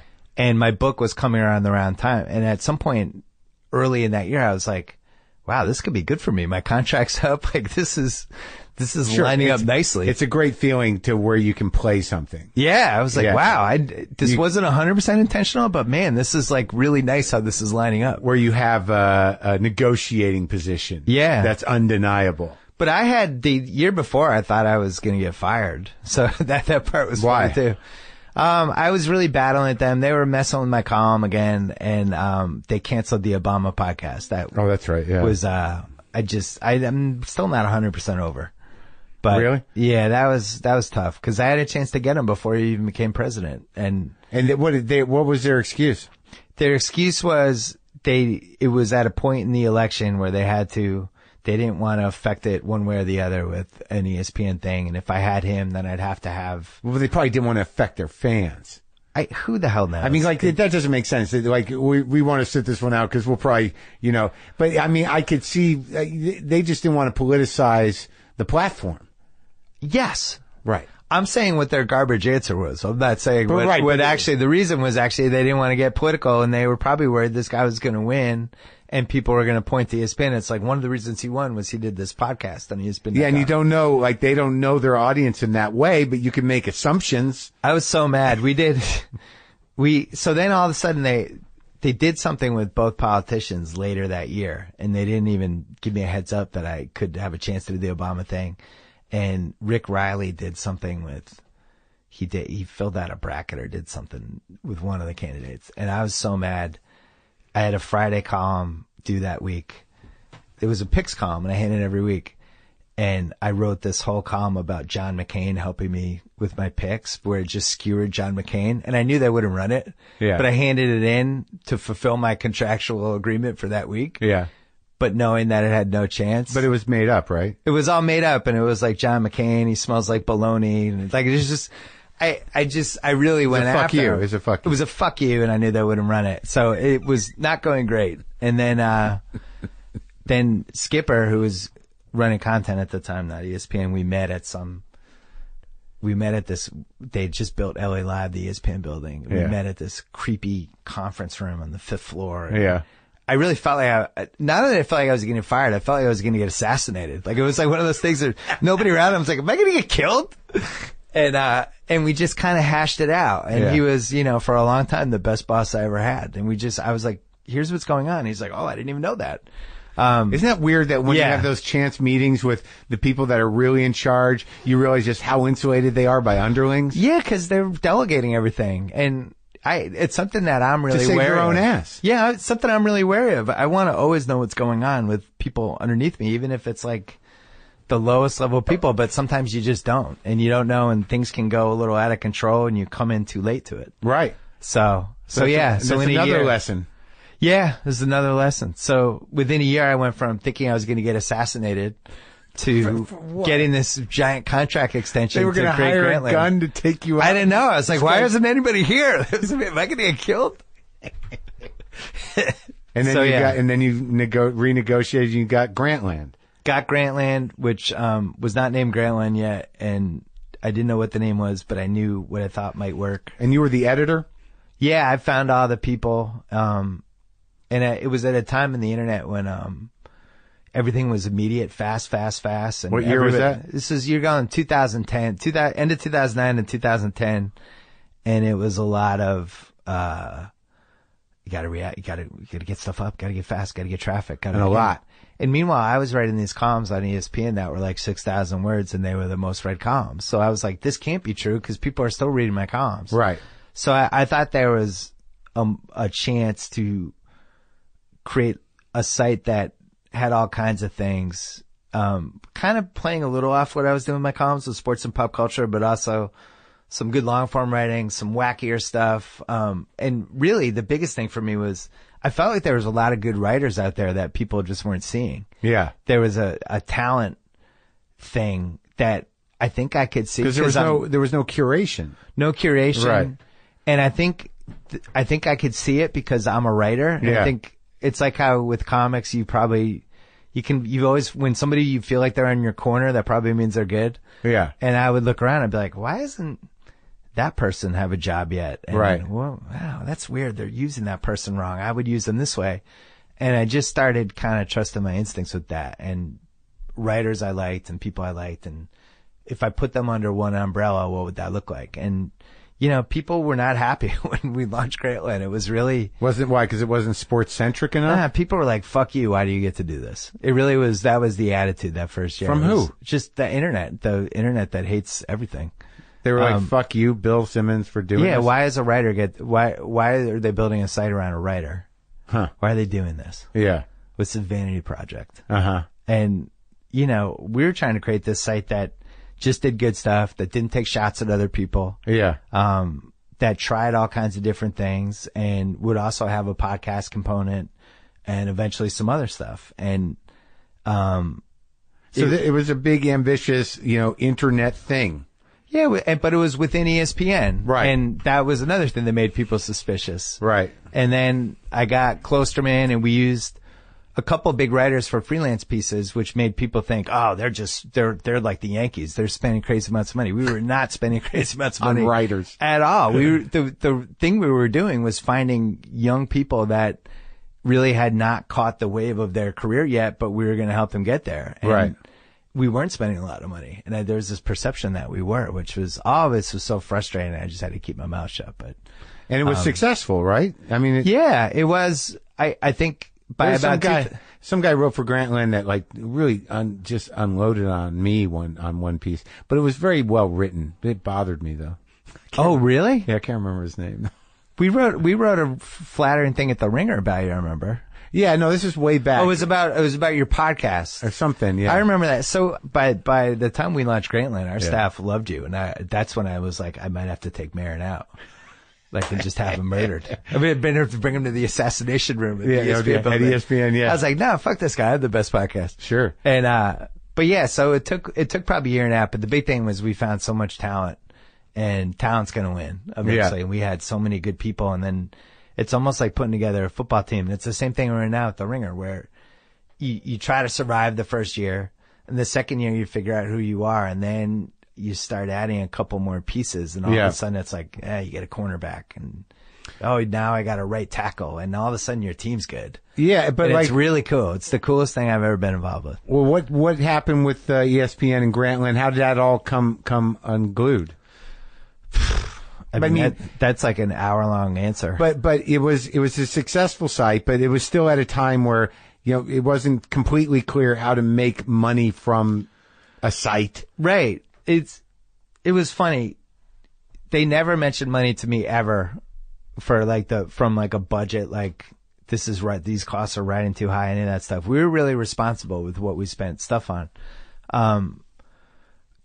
We were this boutique site that did not belong in this giant infrastructure that ESPN had for a variety of reasons. Yeah.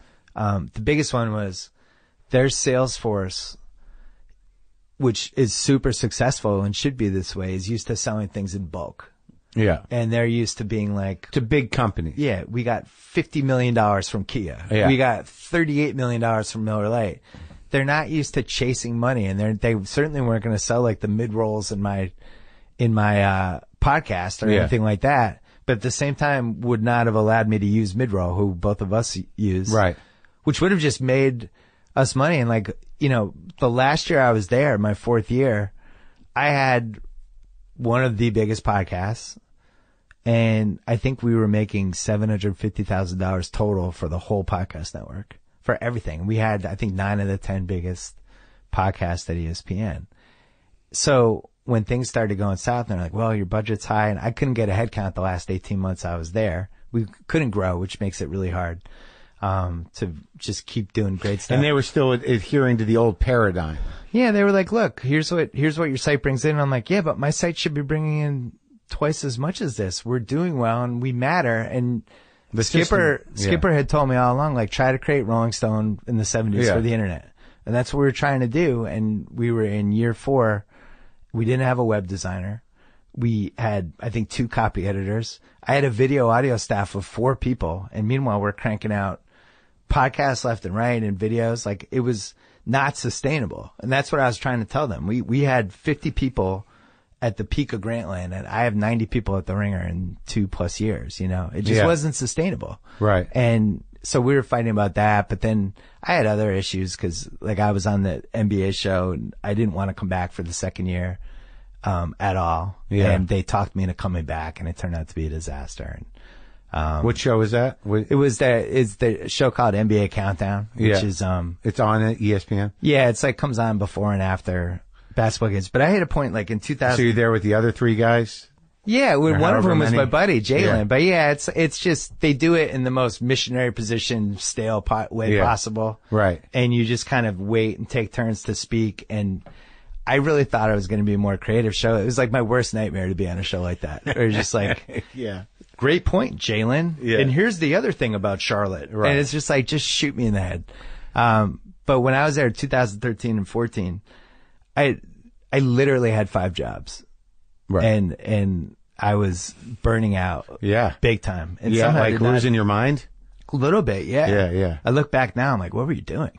It's like you I don't even remember stuff. Like, that's what happens. When you're that overwhelmed all the time? I literally don't remember stuff. Like, somebody emailed me this interview I did with George Gervin, the Iceman. Yeah. Who's like the 32nd best player ever. Yeah. And I talked to him for 40 minutes. I have no recollection of it. I don't even remember what year. I was like, how am I in this? It was like I had a drug problem and it was all hazed out. Yeah. If you don't make any space for it to relax, you can't. I was running Grantland. We were doing second volume of 30 for 30. Yeah. I was doing my column, which obviously I have to research and figure out. And you won a Peabody, right? Yeah, we won a Peabody for third. That's a big deal. I'm doing my podcast. I never got a Peabody. Yeah, go ahead. I'm doing my podcast, and then I was on this NBA show like 50 times a year. And it was just too much. And so you're about to pop. Wasn't great. Wasn't great. And then how did it all end? I spent a lot of time thinking about it, and I realized after the fact I was really traumatized by the whole thing because, like, there reached a point where I really loved working for that place, and I really wanted it to be better. And I guarantee I worked harder than anybody who was there at trying to do stuff. Yeah. And it was just so weird to be resented by that in some circles. The strangest thing that happened was, Magic left the right before I started doing the second season, Magic left the show. He left Countdown. Yeah. He owned the Dodgers. He didn't have time to do it. Wilbon had left the show, which was its own messy thing. And Magic left, and I was like heartbroken because he was one of the reasons I came back. Like, spending a year with Magic Johnson was amazing. He was an amazing guy. And I was just trying to wrap my head around it. And then the next day somebody from ESPN leaked a story to a sports blog that Magic left because it had been becoming my show, and there was a power struggle between me and him. Yeah. Like, I love Magic. I was like, when that happened, when people are leaking stuff that you work with to try to damage you, that's when it goes to a whole other level. And I just couldn't wrap my head around it because I was thinking, all I'm doing is killing myself for this company. Like, when I finally left, I had so much vacation time accrued from the last few years that I got this giant check in like December 2015. I was like, what the fuck is this? Like, and it was like, 20 vacation weeks or something for the last few years. It was crazy. Nice. But, when I got suspended, it definitely turned, which was its own issue. When was that? That was September 2014. I went after Roger Goodell on a podcast. Yeah. And it's funny because this was another example. I was doing so many different things that. Did you know it was going to happen? Did you know you were going to cause shit? No, I knew it was going to put them in a pissy situation. Yeah. I didn't think it was going to blow up. Yeah. And it was one of those things where I did a podcast, and then Jalen and I immediately spent 6 hours in the electrical closet filming all these basketball videos, and we were just phones turned off, the whole thing, and the pod went up and it started to become a thing. And by the time I got out, it was like all hell had broken loose. But it was one of those things where when you're working too many hours and doing too many things, you get sloppy. Yeah. And I should have listened to that podcast. I never listened to it. Two of the people that work for me were like, should you listen to this? Hey, you sure you want to listen to something? Like, no, it's fine. I trust you guys. And I never listened to it. And if I had heard it, there's like two things I would have taken out that might have made it a little more. I wanted to keep everything I said, but I think I could have finessed it better. I could have finessed it. Yeah. And I didn't. And that night, like, have the guys running ESPN's like screaming at me. Yeah. He was in a lathered up state. Yeah. I hope because of what I said on the podcast. But yeah, it was really strange. And then everything turned. And then like you leave ESPN and then HBO was just there, right there, ready to go. Yeah. Well, so what happened was after I got suspended, people kind of were reading the tea leaves, and I knew I wanted to go, and I was trying to figure out what to do, and I wasn't sure what I wanted to do, and I was also really burned out, and I was really mad about how things. I just didn't understand why things had to go from like doing so much good stuff from 2009 to 2013 to all of a sudden it had become adversarial. I just couldn't believe like things had flipped like that. But did you know fundamentally that what you had created with Grantland was a successful model, and that the only thing that was really stopping you was the infrastructure of ESPN? Yeah, and it wasn't even a stopping thing. We were fine. Yeah. But I think if you want to grow and if you're ambitious, ESPN one of the issues with ESPN is it's really hard to think on your feet with like jobs and how to fill stuff. And everything is a process. Yeah. And if you need a designer, it's like 3 months. Like if I need a designer in 3 months, I just hire a designer. I have a designer next week. Well, yeah, but that's sort of like the difference between like the internet and newspapers. Yeah. Right. But I felt like the 4 people that I took from Grantland to try to figure out what the Ringer was, were people that I just worked really well with, and I thought had a good sense of kind of the same sense of talent. But I knew that I was going to be much busier this time around. I needed to have an inner circle that I just didn't have to worry about. Yeah. That was the biggest thing I learned at Grantland. It's like your inner circle has to be there. So with the HBO thing, it was like, I knew I wanted to do like a podcast type interview show, and I knew I wanted to do sports documentaries and stuff because I love doing that stuff. And then we had to rush the show, and the spirit behind what I wanted to do with the show, it's funny. It was a little similar to the Kimmel thing 15 years ago. Yeah. Where I felt like the opportunity was like, all this stuff's working on podcasts. Why can't this work on a TV show? Yeah. Which was what? And the reality, just interviews. Yeah. I felt like I had at that point 9 years of interviewing people, and I felt like I was getting pretty good at it. Right. And I felt like this is an inefficiency on television. These awesome interviews. Why does everybody just point to Charlie Rose? Like there should be all types of interviews. Yeah. And the reality is now I look back, I'm like, I was already in the good spot. We have podcasts where we can interview people. Yeah. The interviews that you and I can do in this format are just going to be better than any TV interview. I mean, I had my own issues with the TV stuff, but, what do you mean? Well, it's just like I knew this going in. I'm like, I'm not Jon Stewart. I'm not a performer. I'm not a stand-up. Like the interviews have to carry this. This has to be a really smart show. Sure. And it drifted toward a show that I'm still not sure what happened. The show I wanted to do. What happened to the inner circle? In that case, maybe not a good one. But the show I wanted to do, and it's 100% my fault. Because if you don't have the right vision for something, or if you think you know what your vision is, and then it drifts into another place, like you can either stop it or. How did it drift though? I mean, but if you think, unfortunately, fundamentally with a visual medium that requires people to engage their eyes and their ears. I know. The continuity, because with what we do here, you can almost do this passively. Yeah, I know. In terms of take it in. So when you got to do a song and dance, in a medium that requires song and dance, and you're not a song and dance man. I found this out the hard way. I think there was ways to do it. I think it could have been once a month. Yeah. I think it could have been loaded with interviews. Right. And maybe it pivots 3 times and has stuff, but I wasn't thinking that way, and neither were they. I really felt at the time that interviews, the way we were doing them on a podcast, could work on TV, and you quickly find out, no. Well, now there's Netflix as a platform is doing long form interviews with with the legends, with Letterman. What's interesting though, that so they ran that first one. I love Letterman and Obama. I didn't watch it. I think I would have listened to it if it was a podcast though. Yeah. Which goes back to my point of like, I just fucked up. I haven't watched it.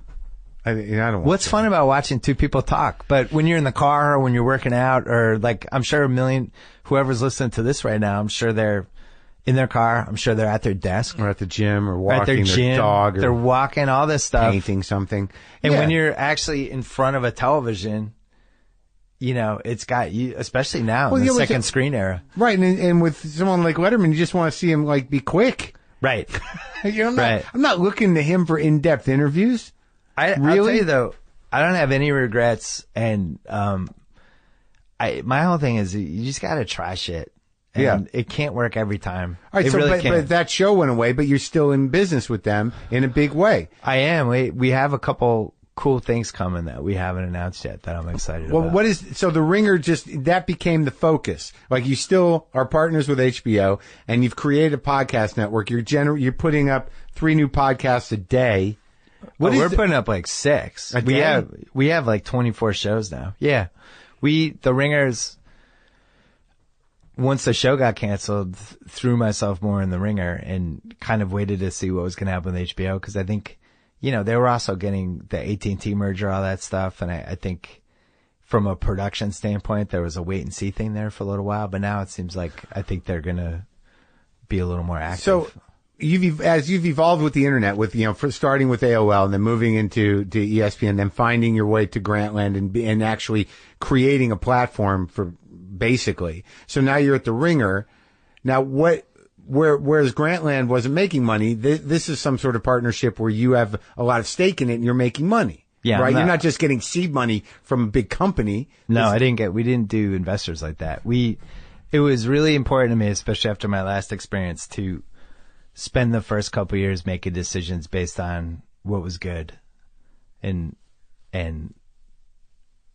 just betting on talent that we liked again and taking chances and trying to figure out what a website is in 2016, 17, and 18 when things are so fast. When we were innovating the site in 2015 and the start of 2016, Facebook was like the big traffic driver. Right. And we didn't trust it. We just felt like, what happens if they change the algorithm? Everyone's screwed. We have to have a site that has people come to the main page. We have to have a podcast network. We have to be the ability to promote everything. And over the last 9 months, it really fell into place. And it's, it was much harder than Grantland, because Grantland, we still had the checkbook. Sure. Especially for the first year, where I could be like, I like that writer. Let's get them. And the infrastructure they had people was already doing there. stuff for us. Right. Yeah. We're talking first 4 months I had my podcast, we're doing it in my guest house. Yeah. And Andy Greenwald and Chris Ryan, they do this podcast called The Watch, pop culture podcast. They're coming over to my guest house and doing it. Yeah. And people are just walking through my house, and it's like my kids, like a burglar could have walked in and taken one of my kids. And Yeah. I have people, they wouldn't even flinch and be like, oh, you must be with the podcast. Like, yeah, that's where I am, as they throw them in a van. And it was just grassroots, trying to figure out everything on the fly. How do we have healthcare?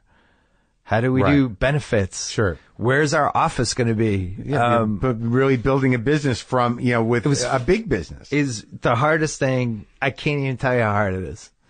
And how scary it is when you don't really know how to do a lot of it. But don't you hire people that know how to do it? Well, that's the thing. We had a good inner circle, and I had the Grantland people that were running the site that are just great. And you got them now back. Yeah, and so I knew I trusted them. I knew, like, at least we're going to find writers and we're going to build a culture. The biggest thing we wanted this time was the culture has to be like lights out. You just have to have great people. Like, we have great people, like really good character people that look out for each other, and you can kind of feel it. That stuff, once the relationships build, that stuff spills in the site. And now, like, digital video and stuff like that, all this goofy stuff we're trying. And 2018 is like the best time ever to be a content producer. Yeah. It's not just all the TV streaming and all that stuff, but it's all these different digital platforms and all these different ways you can reach people right away. And it's whoever has the best idea, I think, has a much better chance than maybe they did 10 years ago. The Andre doc is very good too. Thank you. How much of a part of the process in terms of editing and stuff were you there for all of that? Were you giving creative input? I mean, yeah, I think if you're doing it correctly, the director is all in, as we discussed. Right. But they also need a friend and a sounding board and somebody who can gently talk them out of stuff. Was he a wrestling fan? Yeah. Yeah, he was. Okay. But they get lost in it, and they hit a really dangerous point, and they need at least one person who they trust completely. Pull them out. Well, who says to them, like, I know you love that France footage, but if we just take that one part out, like, just try it. It might not work. And they need a friend. Yeah. They hit a point where they just need a friend. Comics, I feel like they've been out on the water too long alone. They really do. They don't see it clearly anymore. Yeah. And it becomes, and I identify with it because when I did my basketball book, it was so big and it hit a point where I was the only person who could see how it all fit together. And I really needed somebody else. And it just was too hard. And it was just me. And I ended up with a 700-page book, and it should have been 500. Do people love the book, though?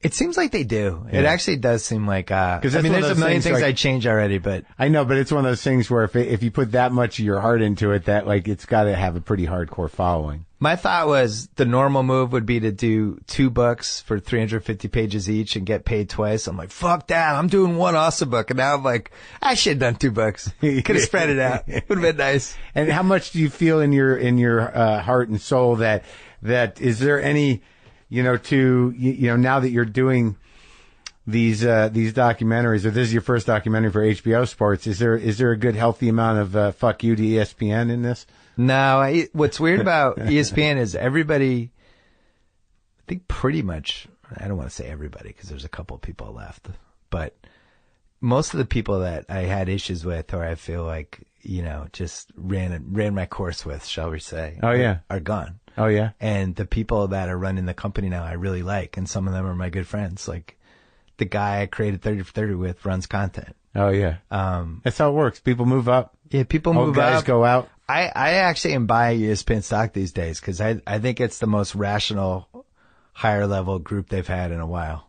It's a really complicated time, but they're a little more equipped to. I think the leadership they had before, they just were people that just didn't get where shit was going. Like they didn't see like something like Grantland. We were a digital studio for them inside their company that was trying all of this shit. Yeah. And they looked at us like it was this fucking thing. And it was like, this thing is like the future of where the internet's going. You should be like, hey, what else could you guys come up with? And those they guys just didn't see it. Well, that's funny because it's not unlike that thing, that run-in you had with the main guy who's insulated, is that a lot of people at those sized companies, if they're working, they just want to keep shit the same. Yeah. And a lot of times it has to crumble in a very dramatic way for shit to change. Yeah. And I think that the ESPN thing's complicated, what's happened to it. And I that's why I think it's actually in really good shape now. They missed some stuff, but the biggest thing was they really underestimated the cord cutting thing. And they planned out their business for this decade. Yeah. At the beginning of this decade, thinking that they had this amount of money coming in from cable and from satellite. And when it started going backwards, I was there and I know this for a fact. They didn't know what was happening.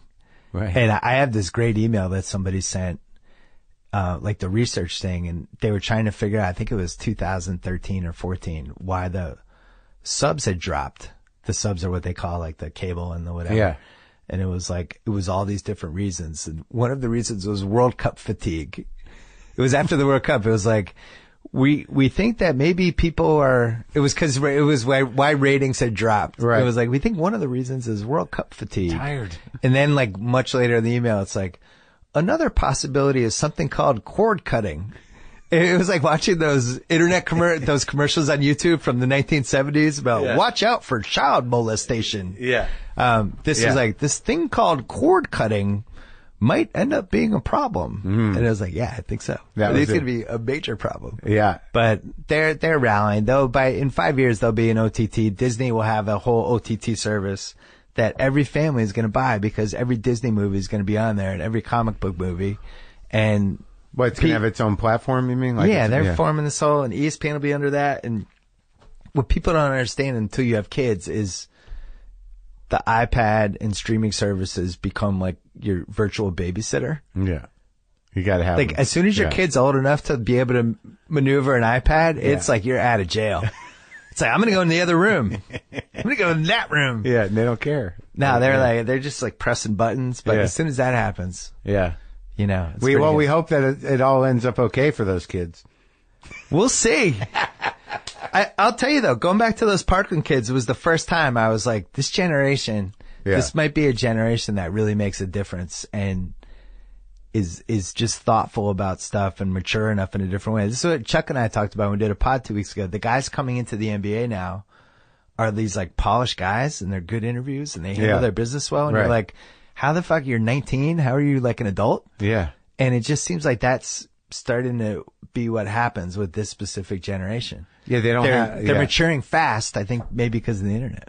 Yeah, because they're adapting to the pace of things and to the tech, not just the tech, but to, how to behave like a machine. It's good. I do. Go out there and act like an ambitious machine. Be polite. See, you're like me. I do worry, and I'm fanatical about it with my kids. I'm so worried that they're not going to have social skills. My kids have really good social skills right now, but I always like trying to get them with people and interact with people. And when you meet somebody, shake their hand. And it's stuff that you're starting not to see anymore. Well, I think that's probably, that would be the liability. I wonder how that really pans out. Where they're perfectly polite and they know how to behave, but how much experience do they really have with, engaging with people? Do they have a sense of humor? Oh, yeah. You can have a sense of humor digitally, but be the worst hanging person in person. And like, with my son, like I was letting him watch South Park when he was like 8. Yeah. All those shows. Like he watched Atlanta with me last night. Like I want him to have a sense of humor. I don't care if he's 10. Like I want him to know what's funny and not funny now. How's he getting? How's he going? Good? He's fucking hilarious. Oh, good. He's so good. Atlanta's a good show. Atlanta's a really good show. Really good show. There's beyond comedy, that thing. It's the show that I look forward to the most. Yeah, it turned out me too. My girlfriend turned me on to it, and I was sort of like late coming to it. But I like Donald a lot, but I just didn't watch it. And then I watched the first 10 like in a day. Yeah. And now I'm like on it, It's funny watching with my son because I'm really hoping he's going to laugh at a couple of the subtle parts that I would hope he laughed at, and he did. I'm like, oh man, I'm doing a good job. Oh, good. Doing a good job with this. You're doing a good job with everything, man. And thank you. And thanks for coming over. By the way, I never do podcasts. I'll probably never do another one. How was it? Why? You were going to tell me why. Weren't you going to tell me I don't know. I always felt like I had my own podcast, and it was like if I do one, then 20 people are going to want it, and then I'm just doing the same podcast over and over again. And I don't know. I just always felt like I have a podcast. Why would somebody want to hear me on another podcast? Well, it was funny because when I started at the beginning, especially I think it was more the comic-driven podcast. Right, you have to do quid pro quo. Yeah, and it actually helped, I think. I think it helped everybody. I think podcasts have been amazing in so many different ways, but how they've brought life and humanity to the comic industry. Yeah, they're not just a bunch of weird nighttime monsters. Well, it's turned into this like 10 years of therapy sessions with comics on each other's things, crossed with some really funny stuff. And it's such a great medium, and it was always the case. Like, I don't know when you grasped it, but the first time I did one, I was like, this makes sense. This is cool. So we do this interview and then people get to it. This is so great. logical. Yeah. And it was great. I liked the idea that you could stretch out by yourself and with people, that I didn't have to be funny, that I didn't have to, and that I could talk to people about me. Yeah. Yeah. It's how it started. We didn't talk about you that much in this one. I'm over that. That was the first 100. Thanks for coming. Thank you.